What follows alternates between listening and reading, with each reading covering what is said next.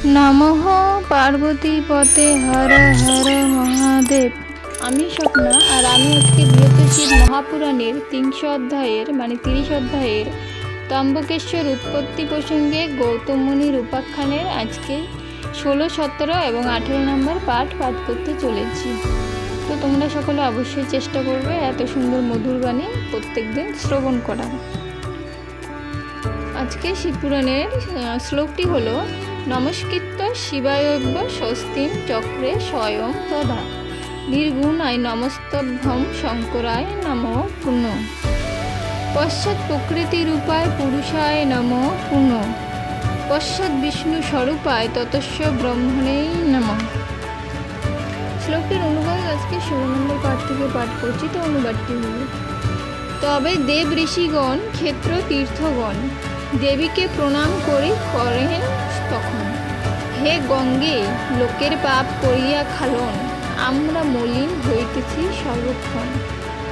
আপনাতে স্নান করি পূজি মহেশ্বরে, মোচন করিবে সেই পাপ নিরন্তরে। তাহাদের বাক্য গঙ্গা আর পঞ্চানন অবস্থান করেন তথায় সর্বক্ষণ। গোমতীর তীরে শিব গৌতম পূজিতে, তখন ত্রম্বকেশ্বর নামে হইল খ্যাত। সুতের বদনে শুনি ত্রম্বক উৎপত্তি, ঋষিগণ হইলেন আনন্দিত মতি। অতঃপর সুত প্রতি কহে ঋষিগণ, কোথা হতে গঙ্গা দেবী অবতীর্ণা হন, তাহার মাহাত্ম্য কথা বলুন এবার, শুনিতে বাসনা বড় হয়েছে সবার। আর দুরাচার যত ঋষিগণ ছিল, গৌতমের প্রতি দুর্ব্যবহার করিল, তাহাদের কিবা গতি হইল অতঃপর, তাহাও বর্ণনা করো ওহে সুতবর। ঋষিদের এই প্রশ্ন শ্রবণ করিয়া উত্তর দিলেন সুত আনন্দিত হইয়া। সুত কহে, ব্যাস মুখে শুনেছি যেমন, তাহাই বর্ণনা আমি করিব এখন। দেবগণ আর গৌতমের ইচ্ছা মতে, গঙ্গা অবতীর্ণ হন ব্রহ্মগিরি হতে। মহর্ষি গৌতম সমাগত সর্বজন হর্ষান্বিত হয়ে স্নান করেন তখন। গঙ্গাধার নামে সেই গঙ্গার যে স্রোত পূর্ণময়ী, সেই স্থানে হলেন বিখ্যাত। তখন গৌতম ক্ষেত্রবাসী ঋষিগণ স্নান করিবারে তথা করেন গমন। তাহাদের আগমন হয়ে অবগত, গঙ্গা দেবী সেইক্ষণে হন অন্তর্হিত। দয়ালু গৌতম তাহা করিয়া দর্শন, অতীব বিনীত কণ্ঠে কহেন তখন, হে মহাপাতক নাশী ভগবতী মা, তো কি কারণ আপনি হলেন অন্তর্হিত? ইহারা সজ্জন হোক অথবা দুর্জন, ইহারা আমার সদা হিতকারীজন। ইহাদিগের এই পূর্ণ প্রভাবে এখন আমি পাইলাম আপনার দর্শন। তখন আকাশবাণী হইল উচ্চারণ, হে পুণ্যত্তা শুনো তবে আমার বচন। ইহারা দুর্বৃত্ত বৃথা মুনি বেশধারী, ক্ষুদ্র আর অভিমানী পর উপকারী। ইহাদের মুখ নাহি করিব দর্শন, তাই আমি অন্তর্হিতা হলাম এখন।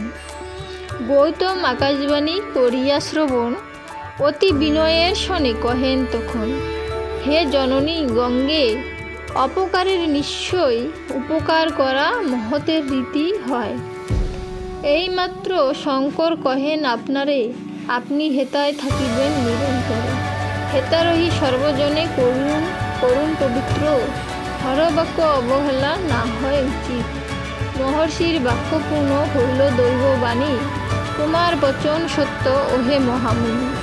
কিন্তু ওই ঋষিগণ মহান্দ বশত যেই ব্যবহার করে তোমার সহিত, তাই সেই প্রায়শ্চিত্ত করিবার তরে 101 বার ব্রহ্মগিরি বরে। একটানা প্রদক্ষিণ যখন করিবে, তবে মম অনুগ্রহ ভাজন হইবে। এমন কথা সেই দুষ্টু ঋষিগণ বিধিমতো প্রায়শ্চিত্ত করিল তখন। অনন্তর গৌতম দেবীর আজ্ঞাক্রমে গঙ্গাধার নিম্নভাগে কুশাবর্ত নামে এক সর্বোৎকৃষ্ট তীর্থ করেন সৃজন। গঙ্গা তথা প্রীতিবশে আবির্ভূত হন। এই কুশাবর্তে স্নান করেন যে জন, মুক্তি তার অনিবার্য শাস্ত্রের বচন। গৌতমের এই রূপ প্রভাব দেখিয়া পত্নীসহ ঋষিগণ লজ্জিত হইয়া গৌতম অহল্যার বহুস্তব করি পুনঃ পুনঃ প্রণমিল চরণ উপরি। বিধিমতে তথা স্নান করি অতঃপর দেখিয়া ত্রম্বকেশ্বরে আনন্দ অন্তর। গঙ্গাধার কুশাবর্ত ও ত্রম্বকেশ্বরে স্নান ও দর্শন মাত্রায় মুক্তি লাভ করে।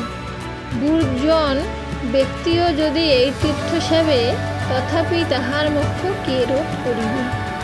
গঙ্গাকে দেখিয়া রামচন্দ্র ভগবান পঞ্চবটীবনে করিলেন অবস্থান। যেই স্থানে গঙ্গা আর বিষ্ণুর মিলন, তথায় দুর্লভ কিছু না হয় কখন। আমরণ বারাণসী বাসে যেই ফল, পঞ্চবটী বাসে এক প্রহরে কেমন। প্রথমেতে রামচন্দ্র ও ত্রম্বকেশ্বর, নরগণ যাবে গঙ্গাধারে অতঃপর। মহাপাপী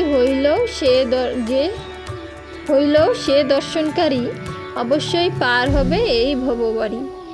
এইসব তীর্থে স্নান করিলে বিধানে, অবশ্যই জীবন মুক্ত হইবে জীবনে। তত্ত্বজ্ঞানে পরিপূর্ণ শ্রী শিবপুরাণ ব্যাসদেব বিরচিত অমূল্য একখানি। জ্ঞান সংহিতার 30 অধ্যায় ত্রম্বকেশ্বর উৎপত্তি প্রসঙ্গে গৌতম মুনির উপাখ্যান এখানে সমাপ্ত হলো। আজকে 30 অধ্যায় সমাপ্ত হয়ে গেল। এর পরের দিন থেকে বৃহৎশিব মহাপুরাণের 31 অধ্যায় শুরু হবে। তো সকলে অবশ্যই চেষ্টা করবে মাতা পার্বতী এবং তার শিবের এই মধুর বাণী শ্রবণ করা। তো আজকে এখানেই সমাপ্ত করছি। সকলে ভালো থাকবেন। ধন্যবাদ।